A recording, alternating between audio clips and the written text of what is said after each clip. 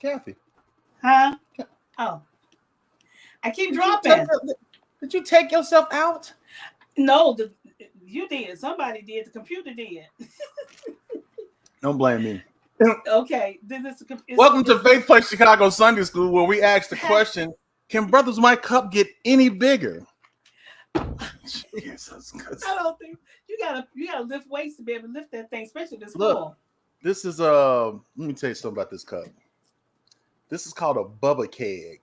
If you ain't getting no gifts for your dad yet, and if he enjoys his cold drinks, this baby right here, let me tell you something. This is 52 ounces of stainless steel, baby. This will keep your drinks cold for up to 72 hours. Wow. Yes. You need to do an info for that. They should sponsor me, literally. I know. Tell them, yeah. Man. It's Sunday school. Happy Father's Day. It's Father's Day today. Yes. We want to give a shout out to fathers. You can chime in and put your fathers or man of God that you look up to. Put them in the chat. Put some names out. We celebrating dads. Ain't nobody even here. Y'all, boy, I tell you, just like the restaurants, y'all ain't no good. What? Ain't no good. We celebrating dad on today. I need y'all to, but no, seriously though, we want to do something a little bit different. We can talk about dads, but then we wanted to give you guys opportunity. Right. We wanted to share something, as Sister Kathy says, share something about the man, your father, or the father figure in your life, whether it's an uncle or whoever it is, that father figure in your life. If you want to celebrate him on today, we will give you the opportunity to do so. Yes. And that's pretty much it. Look, but in the meantime, it is Father's Day, and if you don't know, I am an advocate for Black dads. All right, because you are one. Because I am one.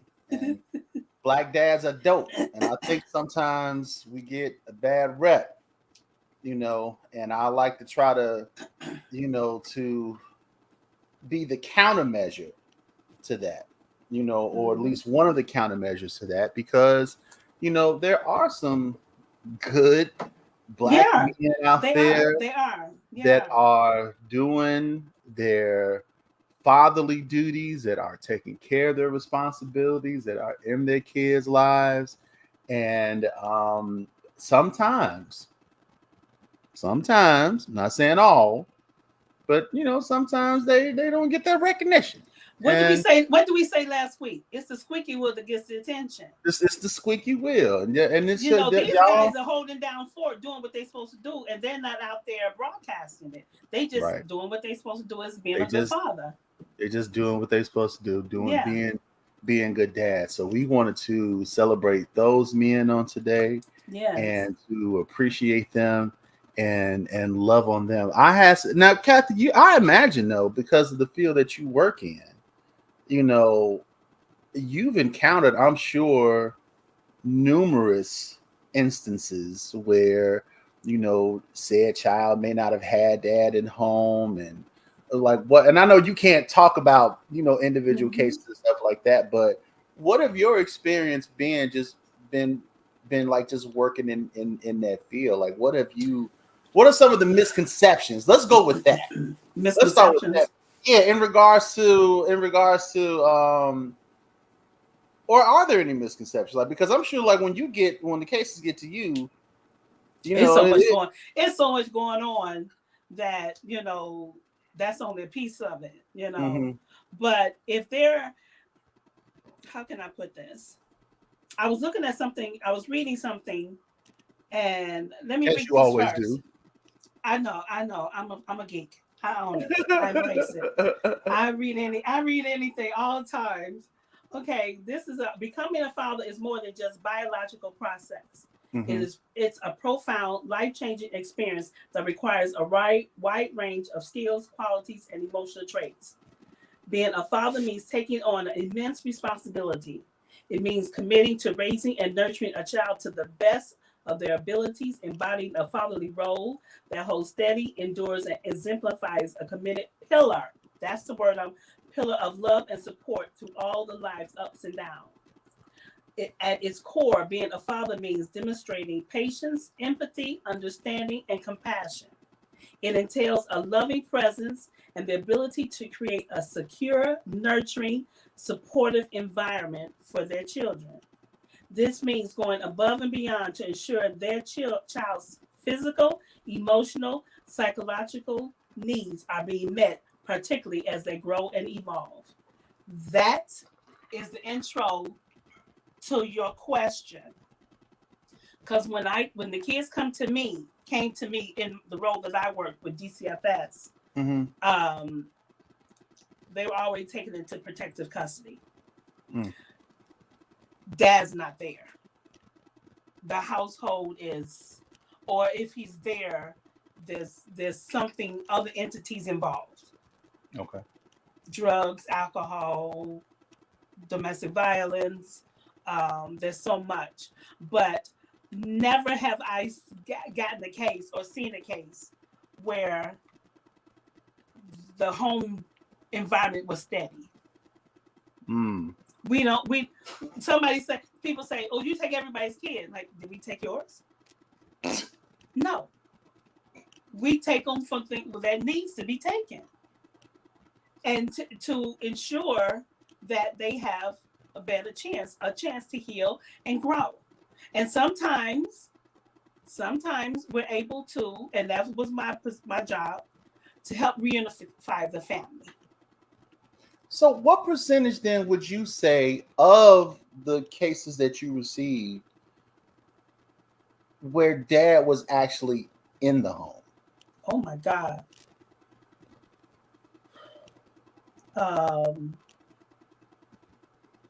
Very low. I can think of one. You can think of one? I can think of one case. Wow. Let me think. Yes, I can think of one case.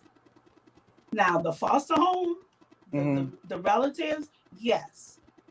The uncle, they were there, right. And they were, a lot of them were very positive, very great. But I can only think of one. And I came in late on that. It had gone through a lot through the process, and I came in on the last leg, and the whole family. We get the whole family involved. Everybody did their part. So I can tell you, when we're in court and the case is closed, everybody gets a clap. Okay. They get a clap. The kids get a toy. Everybody's happy because the family has been reunified. Like reunited. That's yes. Good morning, everyone. That's everybody that just joined us. We appreciate y'all. We're talking about black dads on this morning. Yes. I mean, not specifically black dads. I just happen to be black and a dad, so I just always say black dads. You know what I mean? No discrimination. No discrimination. We just talking about fathers on this morning. Yes. I just champion black dads because I don't know why, but I do. But so we're talking about fathers on this morning. Now, because I know you are that person whose stats and figures. I did some research myself, Kathy. I did a little research myself, and I got some information here. Now, I wanted to share this with you guys. Here are some statistics about black fathers, because see, we hear the stuff that they tell us on TV. And we hear the horror stories and we see the TikTok videos and all of that stuff. But I want to give you guys like a legit rundown. According to a study, and I want to really just drive this home that since this study has been done, the numbers have continued to increase. But there was a study done back in 2013 by the CDC, and this study was in regards to black fathers. And it says that Black fathers are more involved in their children's lives than other racial groups. I want to reiterate that. That's good.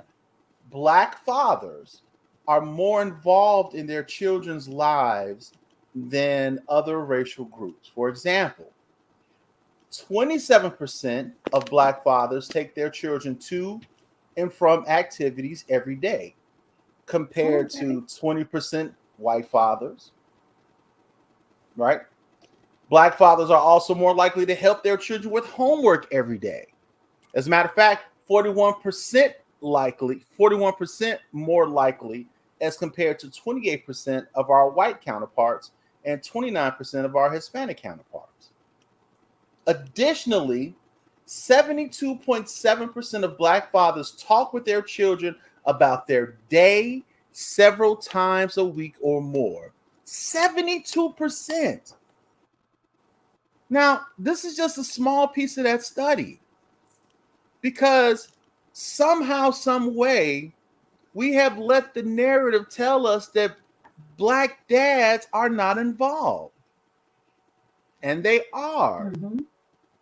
When you look at the living arrangements, 58% of Black fathers live with one or more of their children, while 42% of Black children live with both parents.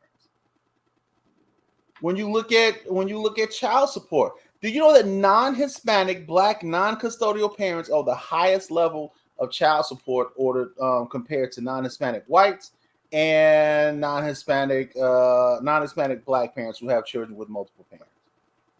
But they try to make it seem like we're the ones that's always skipping out. We're the ones that's always, not paying. We the ones that's the deadbeats. And it's stats and it's numbers and it's figures out there that prove these things to be false. Why'd you bring this up, Mike? Because it needs to be known. Yes. It needs to be known. And you guys need to listen. We get a lot of flack. And I'm not saying I will never say that some of it is not deserved, because you'd have some deadbeats out there. Yes, they're out there. Mm-hmm. But there are more of us, and when I say us, I mean us, that's doing what we're supposed to do than there are of us that's not doing what we're supposed to do. Okay. You have we involved. We taking these little brats to practice. Yes. And picking them up and picking up their friends and making runs to McDonald's, and half their friends is broken. You got to buy all these kids food and you ain't had no intention of buying your own none. I'm just saying, not that I'm talking from personal experiences, but this happens. But you talk about from personal experience. But I'm talking about from personal experiences. We take them to practice and back and forth and go to the games and we help them with homework, and we talk to them about that. Do you know how big of a deal that is? It is. Just to talk to a kid about, how was your day, man? Right. So we're involved. We are involved. We're in the homes and we're doing what we're supposed to do. But it's just like we said last week, and like we kind of mentioned earlier, it's that squeaky wheel, boy. It's the squeaky wheel. And it fits the narrative that they want out there. Mm-hmm. It fits the narrative that they want to project out there to, number one, to continue to mislabel Black people. Yep. And when you reading the pastor's books, all the things that was proven false. We weren't beasts. Right. We weren't animals. We were intelligent, educated people, and right. We are. If you look at, when I was at work one day, it was Black History Month, and I just started doing Google. I Googled Black inventors. Michael, there was so many. I could not, because I printed them out. And I wanted to have throughout the room, because we had everybody in the building was there. and it was a Yeah. very diverse building. So I had papers all over the place. So at any given moment, somebody can get up and say, "Did you know so and so invented Mm-hmm. XYZ?"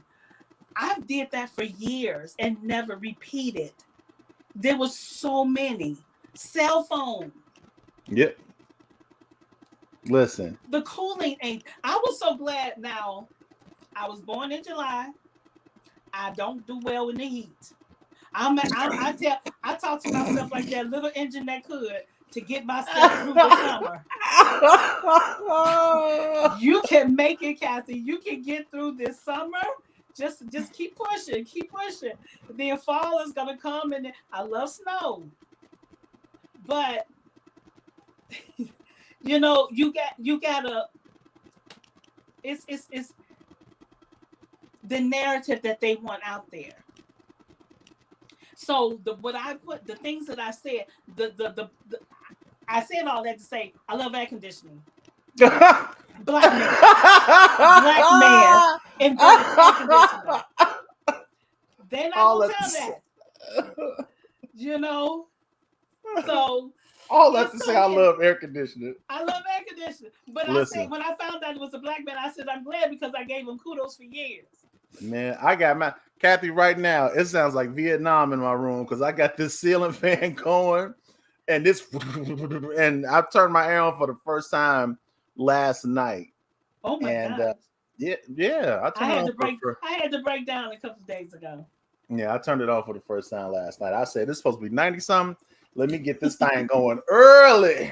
Yes, Let me get it yes. going early. So I did want to share this though. And it talks about what the Bible says about fathers.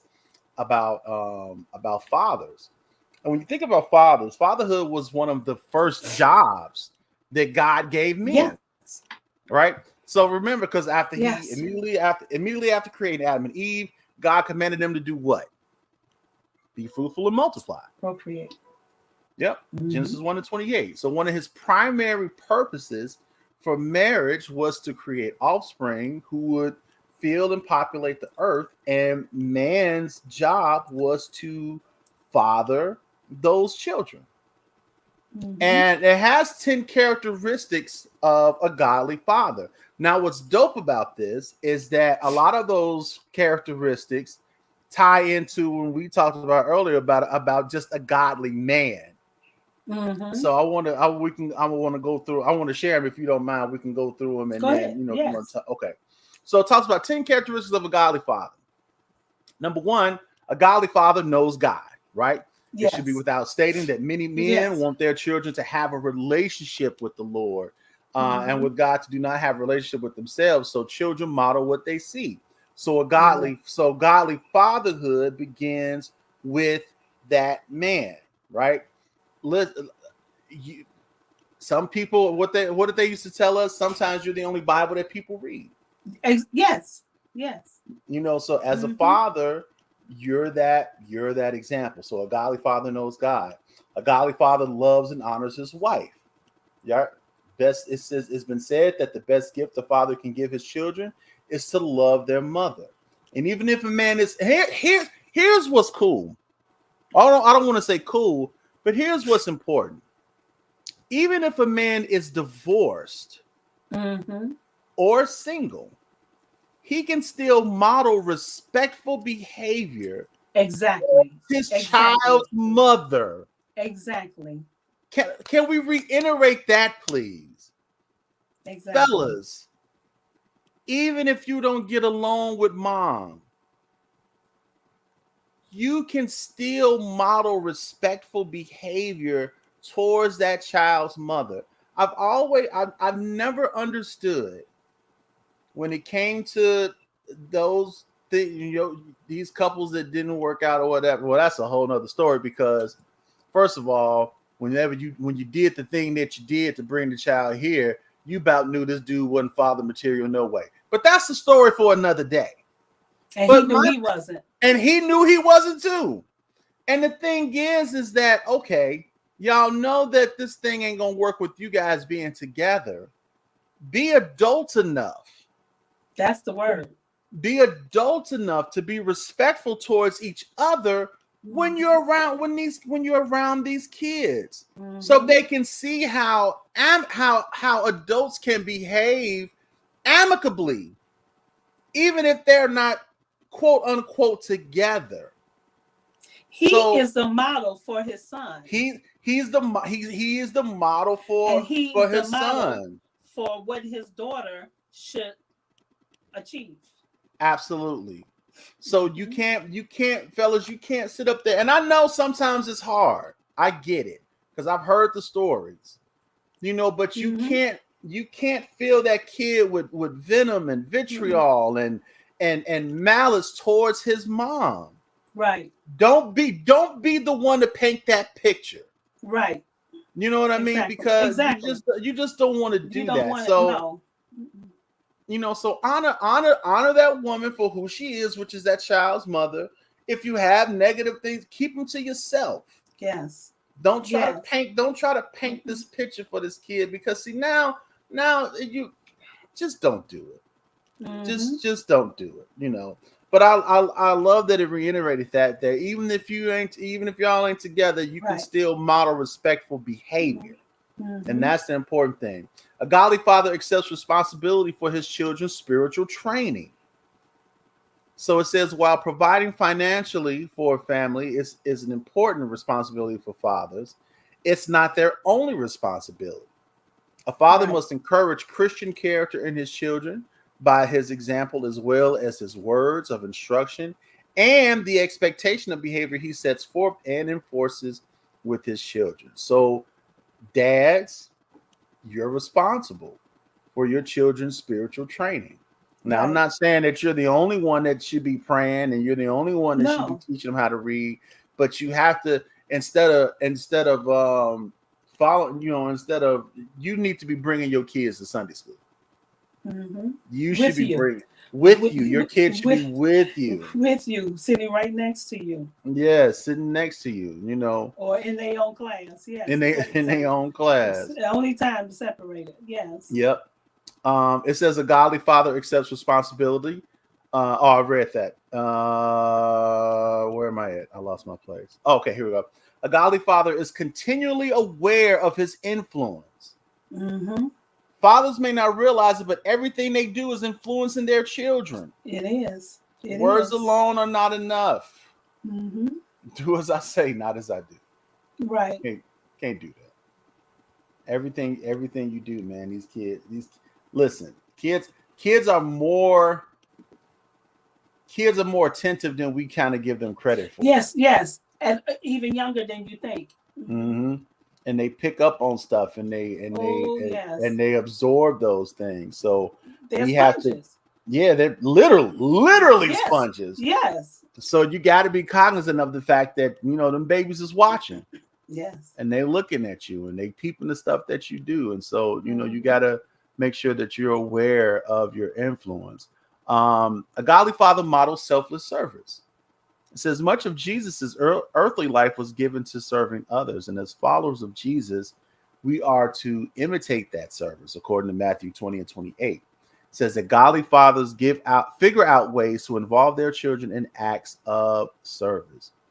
One thing me and Kelly always tried to do with the boys is to teach them how to serve, and understanding that serving didn't mean subservient.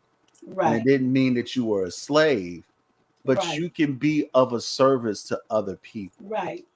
And there's different ways of doing it. You know what I mean? But we always wanted to try to make sure that we were in service to others, because that's one of the things that the Lord, I believe, gave us. Especially when you have a heart for the people. Yes. You know what I mean? It's like that thing, when you have a heart for the people, it's easy for you to be of a service to the people. But that's something that we've always tried to instill in them, is like it's good to just be of a help to others. And it helps build empathy. It helps develop empathy in them. Absolutely. And especially if they see their parent doing it. Because you are that boy's hero and that daughter's first love. So your behavior, your actions, your deeds has a profound effect on your children. Yeah. Like you say, whether you are still with the mother or not, it does not matter. Nope. You still the father. Still dad. Mm-hmm. Still dad. Hey, Sister Gina, God bless you.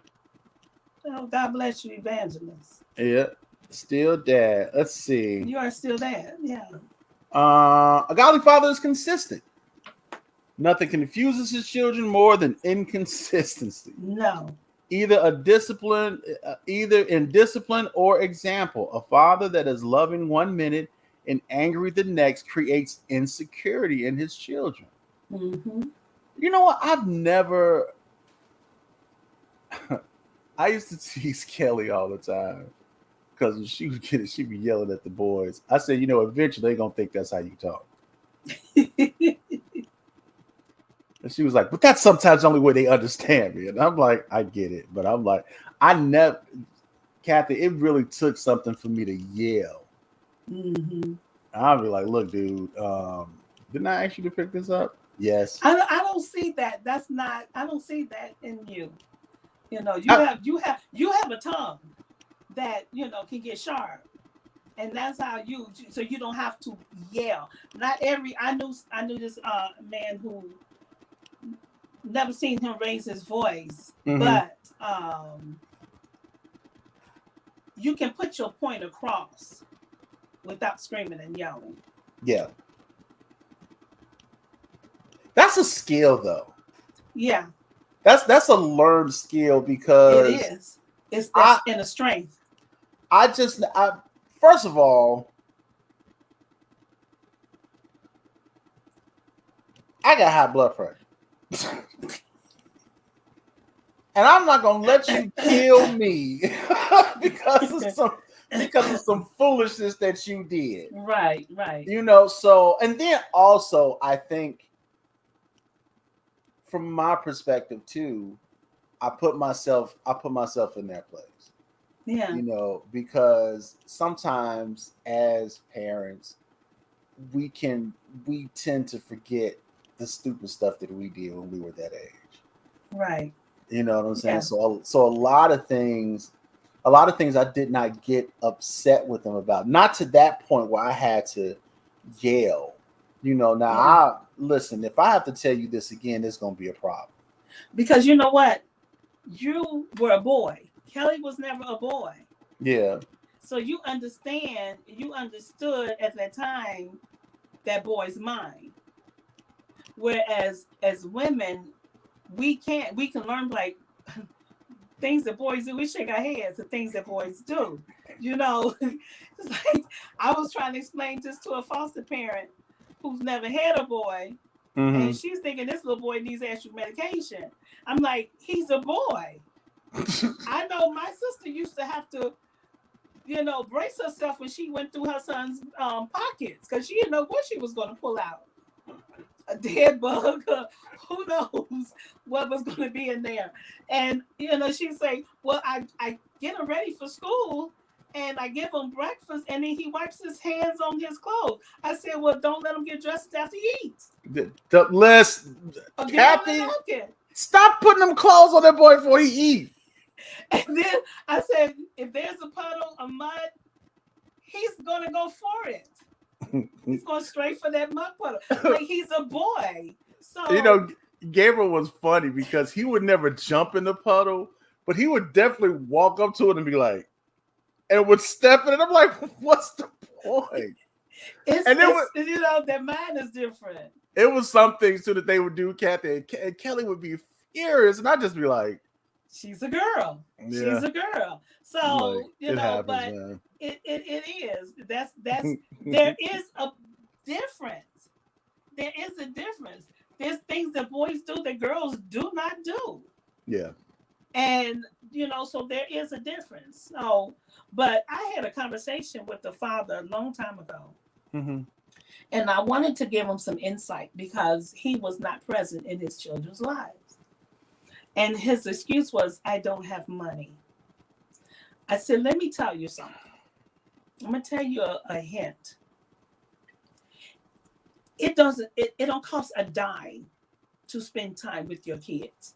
Shoot hoops, go for a walk, Yeah. do whatever. It Hey, does Mama not. Reese, God bless you. God bless you. Then it does not cost anything, and kids do not care about stuff. But if you keep like not being consistent, ignoring them, then at some point, just give me stuff. But they prefer to have you than stuff. And those men, those guys, because like I said, I don't call every guy a man. Those guys don't understand. They'll use any excuse. Can I give you a different point of view for that? Sure. All right. As a man, one of the things that's ingrained in you is that you have to be a provider, right? You got to provide. Mm-hmm. Provide and protect. Those are like the two. Right. I get that. Two main things, right? Mm-hmm. And so, as that is being constantly ingrained and drilled in you, a lot of the other things are kind of left to interpretation, right? Mm-hmm.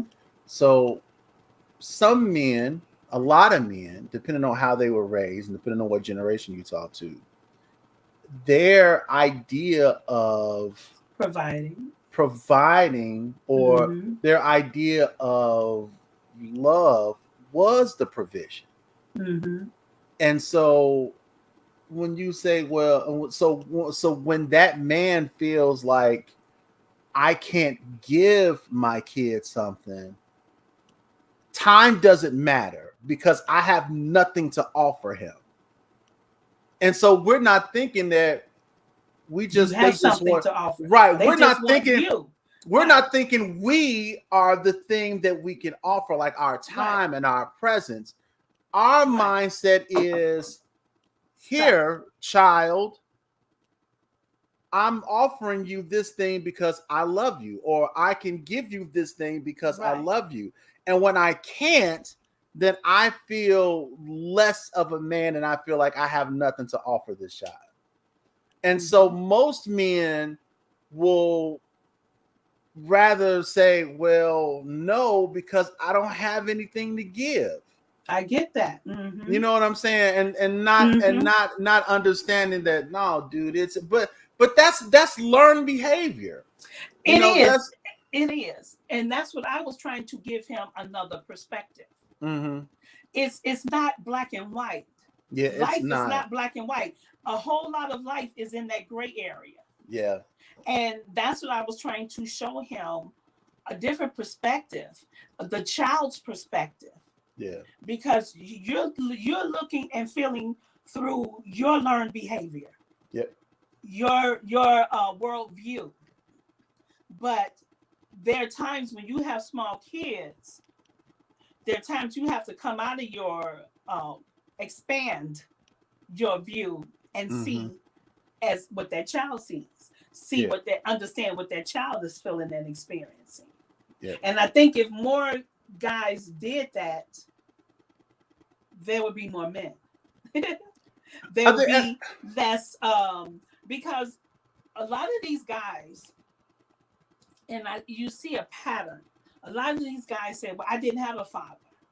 Mm-hmm. And you ask them, do you have kids? Oh, I have kids with this one. Okay, do you spend time with them? No. But yet you still complain that your father wasn't there for you. Do they give a reason why they don't spend time with them? No. See, I don't understand. The way it's spoken, it was like their chest is out. Oh, I got 5 kids. Are you taking care of those 5 kids? Now, if you break it down, are you not only financially taking care of those 5 kids, are you emotionally taking care of those 5 kids? Mm-hmm. How much time do you spend with those 5 kids? But yet they will pull back and say, well, my father wasn't there for me. So you're continuing the cycle. Yeah, we got it. And that's something I think that, again, it's not something that men inherently get, right? It is something that needs to be taught, because some of us are so busy with, I gotta make this money, I gotta do this, I gotta be able to get them this, that you look like years pass and you realize that, Like that. Years have like, passed so quickly. Yes. me and my sister was having a conversation, and I think I told you this once, and I was talking about Gabriel, because his birthday had just recently passed, and I was looking at some picture and was all in my feelings about it and everything, because he was so cute when he was little, and he still is. He just got a beard, and but I was remember just looking at those pictures, and there was one picture I came across, and I'm like, man, I was like, where did this kid go? Mm-hmm. You know what I mean? And it was like, and it wasn't like I wasn't there, but there are some things that even though you're physically there, you're not in the moment, and you're not. That's a big thing too. Yes. You know what I'm saying? You're not in the moment. Yeah. You're not in the, because you're so concerned with. Sometimes you're Life. just so Life is concerned with lifing. life is just life and him doing its thing. Yes. And Yes. and we have to. And this is for fathers and moms too. Yeah. We have to be able to just kind of pause Mm-hmm. and enjoy that, The little like things. where you are and what you're Just the doing. little things. Those are do you know some of my favorite memories are, I remember I never carved a pumpkin when I was a kid, ever. And I remember we carved pumpkins with the boys. Mm-hmm. And they was like, "Wow, this is the best thing ever." I remember when they brought them pumpkins home from the pumpkin patch. They was taking pictures with them and posing, and Gabe took a picture. Like, I'm like, dude, is this an album cover? What are we doing with this pumpkin? And they were really excited, and carving a pumpkin and stuff, and they were horrible, but they loved them things. Yes. It was stuff like that, and helping them with science projects and things of that nature, like that stuff. I got off on that stuff. I remember I was up one night working on a project for Michael. He was asleep, and I'm sitting up there and I'm drawing and I'm coloring stuff in. And when he got up, he was like, "Whoa, what is this?" What did I do? I said, "Man, this is a dope project, bro. You gonna get an A on this one." And he was like, I mean, but it was stuff like that, and Yes. and I think sometimes we miss those things. Mm-hmm. Dads especially, because we Yes. are always out there, and our mindset is make money, bring home money, pay bills. Mm-hmm. And that's the extent of it. But I love you because but this is me showing that I love you, because Right. I'm trying to take care of everything. So, and we miss those little things, and the next thing you know, they're standing shoulder to shoulder with you. Right. You know what I mean? So it's as a dad, I get that when you kind of felt when you don't have, and you don't feel like you have anything to offer, but you really do. You really because do. because You a do. lot of times it's just you Yes. at that time that they want. Like I said, for a boy, their dad is their hero. Mm-hmm. For a girl, he's her first love. She's Yep. going to learn about men with her relationship with her father. Yeah. And he's going to learn how to be a man by his relationship with his father. Now, Yep. what happens if he don't have a relationship? Yeah. So, what happens then? Yeah. It's a profound effect. But there's some great fathers out here. It is. Oh yeah, you're right, Sister Regina. We had on my show Friday, I had a collection of dads on there, and we were just talking about the dad experience, and and Pastor Steve was he shared his experience, and he was just like, Mike, he said, man, you know how it was when we was at church. He was like, you in service 3, 4, 5 times a week, and then some days it was 2 services, and he was just like, I had to get to a point where I just like, no, I'm not going to service today because my boy has a game, or Right. you Right. know, or no, this is we got to do. We're Check doing his family. priorities. Yeah. So there. Listen, and we know that nobody is advocating don't go to church. That's not what we're Right. saying. But even the pastor has said you can't put church over your family. Right. Because and you know what? I like that. You don't hear that. I like that what Elder Razor says. He puts family first. And I love that because you don't see that. You don't hear that from pastors. But that was but we just read. I just read to you that that your family is your first responsibility. Yes, you don't hear that. They want, it's supposed to be the church first, and that's one thing that I liked about Elder Razor, and he'll tell you, and also when he'll say, you all need to take vacations. You need to take care. So you don't see, because I was at a church. And we went to a district, and the speaker, just say the speaker was done at 9:30 or 10 o'clock. Was somebody, really? Yes. Somebody got up and talked nonsense until midnight. Oh, no. I'm gone. That is if you drove yourself. I rode with I rode on the van. I'm sorry. So yeah, you had look. I've been there with you before, but we was like, is this guy really gonna keep talking? Just talking from 10 o'clock to midnight. Man. Was he talking nonsense? Put it in the memo. It would have been a text for what he was. It was just regurgitating this whole bunch of nonsense. Look, I think he was just happy to be on the mic. But that wasn't the speaker. The speaker got done and sat down. Somebody else got up. Oh no! And talked to midnight. Ooh, I would have been heated. Man. That's crazy. All right. So Godly Father, he's continually aware of his influences. He models selfless service. He is consistent. He disciplines his children appropriately. He does not allow himself to be controlled by outside influences, such as addiction, alcohol, because those things can create a home environment that's marked by insecurity and fear and depression. And fathers that display addictive behaviors often teach their children to do the same. Yes. A godly father is a man under authority. So due to our sinful nature, man will fight to be his own boss. However, Jesus demonstrated that he was a man under the authority of his heavenly Father. And he readily gave credit to God for his success and submitted himself fully to the will of God. So a godly father knows how to submit to authority, understanding the hierarchy. We talked about that. I was just going to say that. Yes. It's God. It's the man, father, dad. Then it's the wife, and then kids, and then everybody else after that. Right.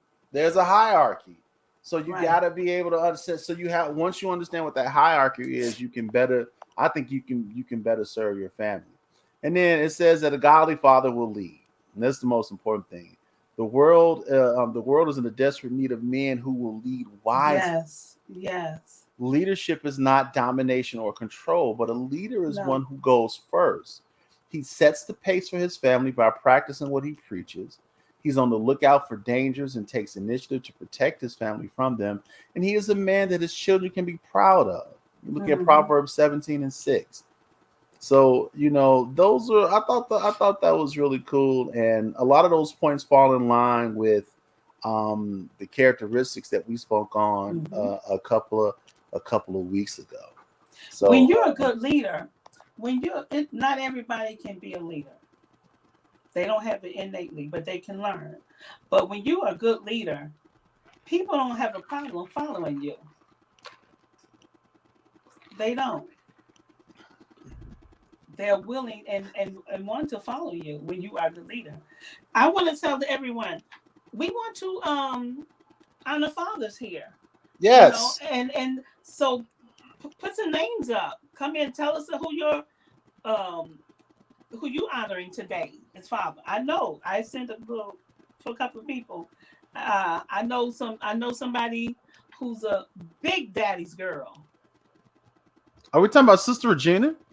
No, we talk about Sister Kelly? yes. Listen, I can. She can talk about her dad for the next She 3 hours. Yes. She is a daddy's girl. You know Take what? a I breath will. and then talk some more. Right. Let me say this though. I will. I can talk about her dad too. Mm-hmm. Her dad is a guy who I very much saw a lot of my father in. Okay. And he is the grandfather who I saw my dad as being, and I'm always very appreciative of him. I remember, just even when me and Kelly was dating, we would always have these conversations. He said, Mike, listen, I spoiled my girls. He said, I'm just gonna be honest with you. He said, I spoiled them. Yeah, she is. She's real spoiled. He was, I spoiled my girls. He said, I did everything for them. He said, so I'm just warning you. I was like, okay. He said, I'm just letting you know. He was like, but he said, but he said, man, I just felt like that's what I was supposed to do. He said, I just felt like I was supposed to he said, I did that. And he was like, because he was like, I just felt like they deserved it. And I said, okay. And we would always just have these conversations. He was so funny to me. We would be going someplace. He was like, man, listen. He said, you let these women plan everything, you'll never get nothing done. He said, you think I listen to your mom-in-law? He said, I don't listen to nothing she say. Now, don't you tell her that, but I don't listen to nothing she be you put him on blast. You just told on him. You gonna get him in trouble. No, he don't care. But he would say, man, he would have me cracking up. And he's just such a good guy. And just how he was with the boys when they were younger and even now, it just made me it really made me miss my dad more. My dad passed before Kelly and I got married. Oh wow. So he's been gone for 27 years. Oh, okay. Yeah, and he is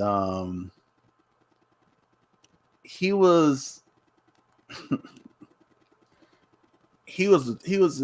in every sense of the word, he was a people person. Okay. He was a street guy. He was a pool hustler. He was a welder by trade. Like he could okay. like wrought iron. Oh my God. He used to build us stuff, man. It was so crazy. And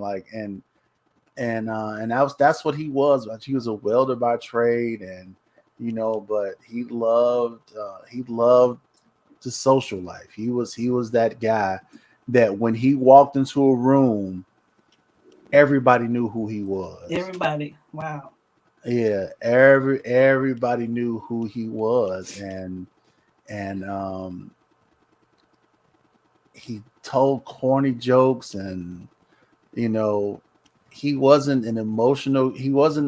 like that emotional type of guy. He wasn't like a huggy type of guy, but you knew he loved you because just from how everybody, just from everybody else. It's like he would never tell you personally, but he was that guy, whereas he bragged on you constantly. I remember he used to own a lounge over on 74th and Vincennes. And I remember one day going over there just to hang out with him and visit and stuff like that. And this is my first time going in there when he got it, because I hadn't been there. And I remember walking up in there, and he introduced me to everybody. He said, "Hey, everybody." He was like, He said, "This is my son, Michael." And everybody looked up and was like, "Oh, so you, Michael?" And I'm like, "Yeah." And everybody in that spot knew who I was. They knew stuff that I had done. Man, your dad talk about you and your sisters constantly. All I be telling them to shut up. Don't nobody want to hear about your kids. And I wouldn't have known that's what that he talked about us like that, but he did, And I will say that me and my dad didn't have the best relationship in the world. Not until my later years, until I was kind of like, a young adult. And it kind of sucks because that's when he was kind of taken, when we were just kind of getting to, understand each other and be amicable with each other and have a respect for each other. And I remember I remember the first time I actually ever seen my dad cry was when he was, those y'all that might be a little young, they used to have these things when they at lounges, like they used to say, they used to throw a set. And it was basically just another way of saying party, because that's all it was. And this one particular weekend he was doing a set. He was like, "Listen, why don't you bring some of your friends by? I know y'all still, you got another year to go, but I'll take care of them." I said, "All right." My boys was all for that. They was like, "Let's go." So we go over there, and I walk into the spot, and my dad sees me from across the bar, and I had never seen his face light up like that ever. I read somewhere it says, what do when your spouse, your kids see on your face when you walk into a room? Mm-hmm. When they walk into the room, what look on your face? If that way you, and what that did to you when your father lit up. You remember that? I remember that, and he he ushered us in. He was like, "Come on, come on." And I go over there. He was like, "Man, I'm so glad that you came." And I was like, "Yeah, I told you I was coming." I'm sitting up there like, what is wrong with you? But he was legitimately emotional about that. Yeah. And he teared. He was like, "Man," he said, "Man, I'm happy to see you." I'm happy to see y'all, man. He's like, "Look, whatever y'all want, you just tell so and so, and she got you." And I was like, "Okay." And that it was we had a good time that night, and that was, I think that was the first time I've ever legitimately seen my dad like be like emotional, and that stuck, and that stuck with me. That stuff sticks. It sticks with you. That's the small gesture, and there's something about a good girl dad. Yeah. Takes his daughter to the daddy-daughter dances. Valentine's Day, give them chocolate or flower. Mm-hmm. And, that is so precious because she's learning how a man's supposed to treat her. How to be treated. From that relationship. And I can say we didn't get I wanted the people to, send some shout outs, because we have some good dads at Faith, Hope, and Charity. Oh, absolutely. We have some great dads there, and the one on top, Pastor, he's a great father, and he's an amazing grandfather. Yeah. So, if you don't know, if you've never had it, and people say, "Well, I don't know how to be," there's people around you who's showing you how to do it. Mm-hmm. Who's showing you the way to do it? Yes, because it's the small things. That smile that your father had on his face. Yeah. It's the small things that, and you remember that. How many years ago was that? Exactly. Man, Kathy, I was. And what that does to you, you still feeling it. You still feeling it. The effects of that. So fathers, you don't have to do. It's great you can do the big things, but be partners with your spouse. Yeah. Because somebody say, I was looking at something that says, don't hate me for what I'm saying, but my wife comes first, then my kids. Well, you need to build that firm foundation with that wife so that you can come together and parent the kids. Yeah. Because if you over here and she's over here, it's disjointed. Yeah. You got to figure out a way to make it work together. Mm-hmm. I think, and I don't want to drag this on, but like I see when people be sending me all kind of videos and stuff, and it's just, you see the videos of the couples fighting, and they don't want the man to see the kid, and it's just all of this craziness, and it's just like, when do y'all got to be adults enough to understand that now there's another life besides yours that you have to be more concerned about. Some of us just need to get out of our feelings. Yep. And do what we need to do so that these kids can have some type of normalcy in their life. And I'm not saying that being a single parent, your child can't be normal, but there is an undeniable truth that shows that when both parents are there, that child has a better chance of just success, having a better quality of life. Mm-hmm. Kids need stability. They need stability. They need that foundation. They need to know that makes them safe.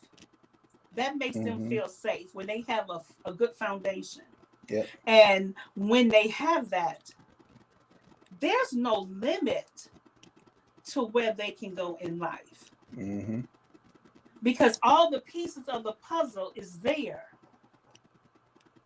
And they build on. That's like when you building a house, you have to build that foundation. Yeah. Before you can put anything on top. Y'all going to Ashley and ain't even laid the foundation down. You better stop. I went to Carver High School, and where the science department was sinking. And they said that they did not take the pillars, and I mentioned that pillars. They did not take the pillars down to bedrock. So it's going to continue to fall until it hits bedrock. Yes. Yep. It hits that foundation so that it can have the strength. It can have the strength to build on. Because if you don't have the strength to build on, it's going to fall. Yeah. Dad, you guys are those pillars, man. You are the pillar. Yeah. You're the pillars, So if you're not in your child's life, I encourage you to get in it. If the girl is fighting you, you have rights. Right. Listen, if that's something, there's professional help that you can get for that, and if she wants you in the life and you haven't been there, then be there. Right. Go start participating in that child's life and stop worried about what you don't have financially. Right now you got time. Right. And your presence. Because before you know it, that time is gonna That time is going. And you will not get it back. You will not be able to get it back. Not at all. So listen, I guess y'all didn't want to celebrate I guess y'all didn't want to celebrate y'all dads on the day. We even went over. I know. That's a shame. Trying to let y'all celebrate dad. You should have celebrated yourselves. I know. You could have celebrated yourself. Just look, I got this bit. Look, I should have brought my red cup, but no. You all could have celebrated yourself and say, how they say happy birthday to me. You can say happy birthday to me. Well, I'm saying happy Father's Day to me. I'm saying happy Father's. I'm saying happy Father's Day to all the brothers at Faith, Hope, and Charity. God bless y'all. I appreciate y'all. I salute y'all. All the men that's out there doing the dad thing. Keep doing what you're doing, brothers. I know sometimes it seems like a thankless job. Sometimes it seems like them kids don't care, but they see you, bro. They do. They see you and they appreciate it. And I'm telling you, I'm telling you from experience, you're going to have that conversation. They're going to be like, Dad, I get it. And when you get that conversation, you're going to be like, all right, so I did something right. It's the best thing in the world. Real quick, also, listen, you're not going to be perfect. There's no such thing. There's no such thing, man. You're going to make mistakes, and it's okay. But just keep doing what you're doing. Stay in that child's life. Continue to be the presence that he or she needs. Continue to help with the homework. Continue to take them to practice. Continue to talk to them and ask them about their day. Man, just be dad. Keep getting up. Just keep getting up, man. No matter how they try to punch you down.